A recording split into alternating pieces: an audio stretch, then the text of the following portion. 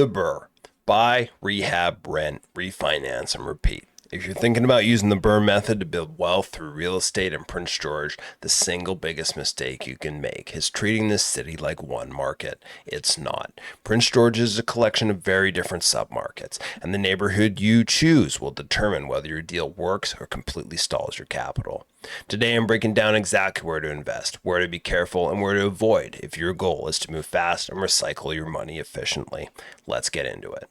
Here's the one thing most investors miss. The BRRRR method lives and dies on one number, the after repair value, the ARV. That's the appraised value of your property after you renovated it. Your ability to pull your capital back out through a refinance depends entirely on that number coming in high enough.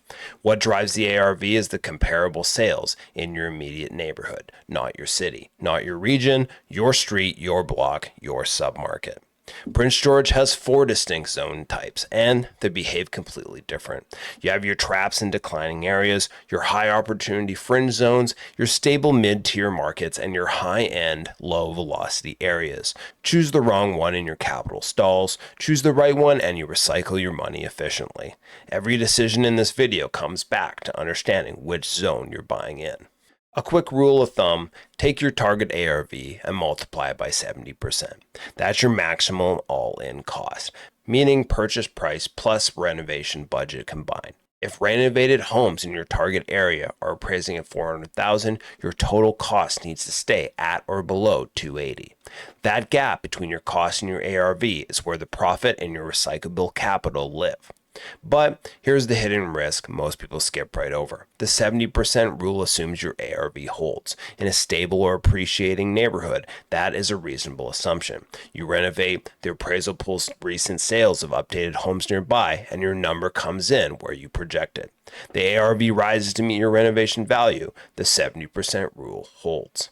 In a declining submarket, that assumption breaks down entirely. The neighborhood ceiling caps your ARV. Even if your renovation is clean and your finishes are strong, the appraiser is anchored to what is actually selling around you. If the comparable sales are distressed, discounted, and trending down, your ARV gets dragged with them, regardless of the quality of your work. Your renovation does not matter, the neighborhood ceiling does.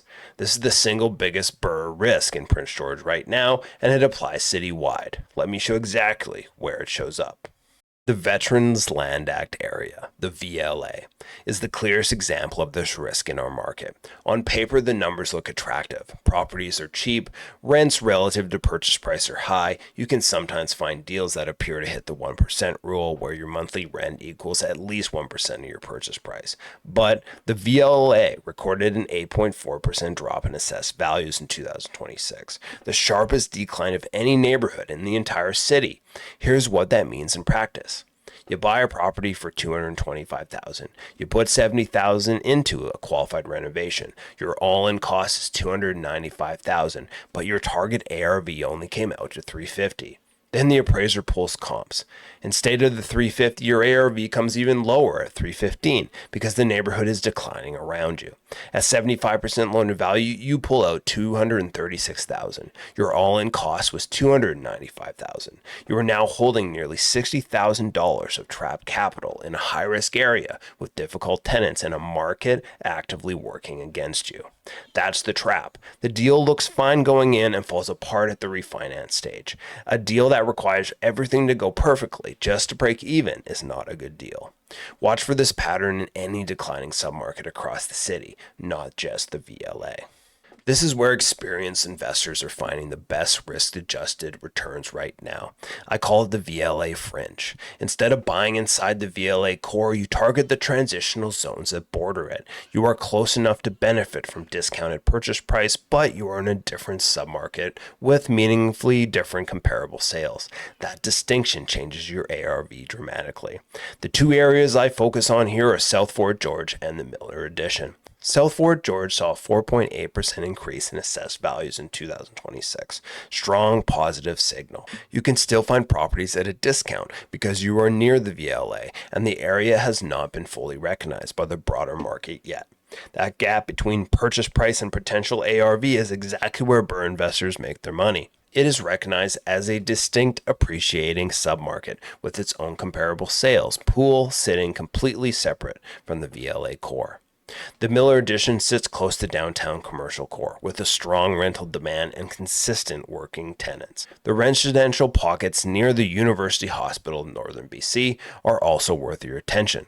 Healthcare workers, support staff, and students create a stable tenant profile that severely reduces your vacancy risk.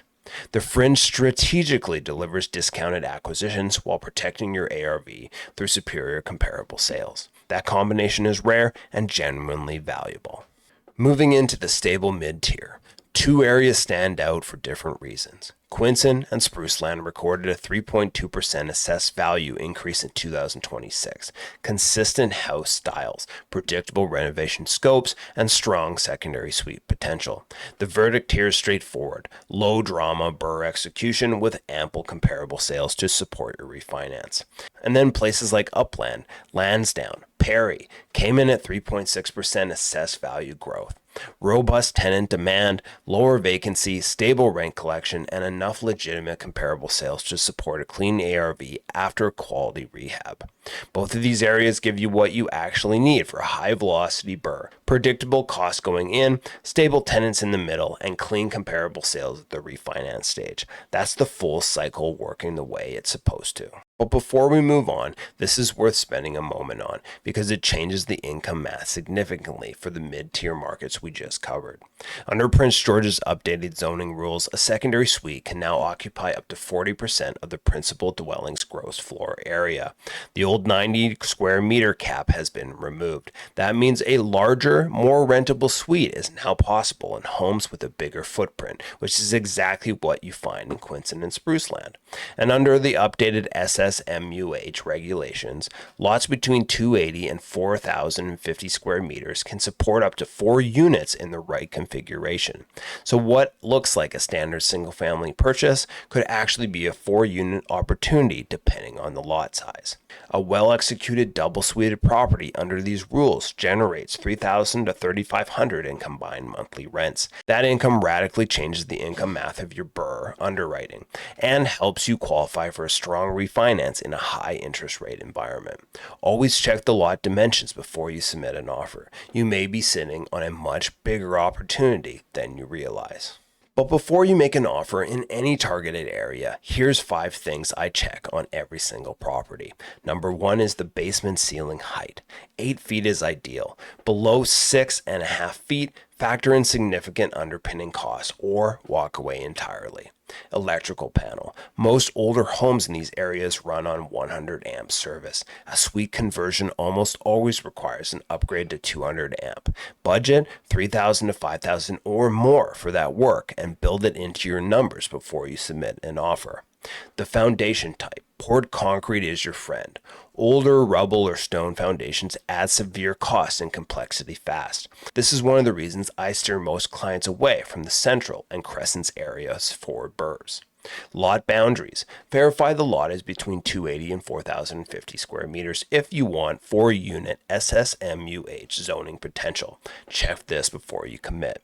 And then the street itself. Walk it. Drive it at different times of day. And then check the recent sales of updated properties that are nearby. They are your single best signal that your ARV will hold at refinance stage. Think of Prince George Market as a 4-quadrant grid. On one axis you have acquisition cost, low to high. On the other axis you have assessed value trend, declining to appreciating. The BRRRR cycle only functions in one quadrant, the top left, where acquisition costs are low and assessed values are appreciating. That's your strike zone.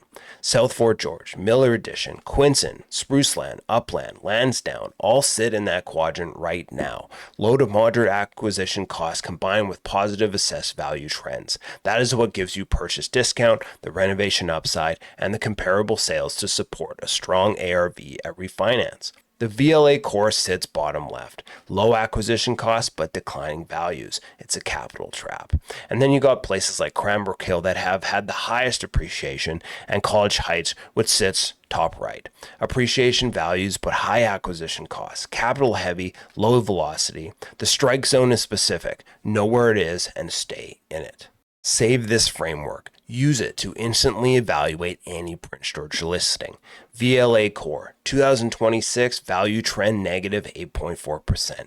Acquisition cost low, BRRRR velocity stalled. The verdict is trap and avoid it. The VLA Fringe, South Fort George and Miller Edition, 2026 value trend is a positive 4.8%. Acquisition cost is low to moderate. BRRRR velocity is high. Verdict is that it's the sweet spot. Target those areas.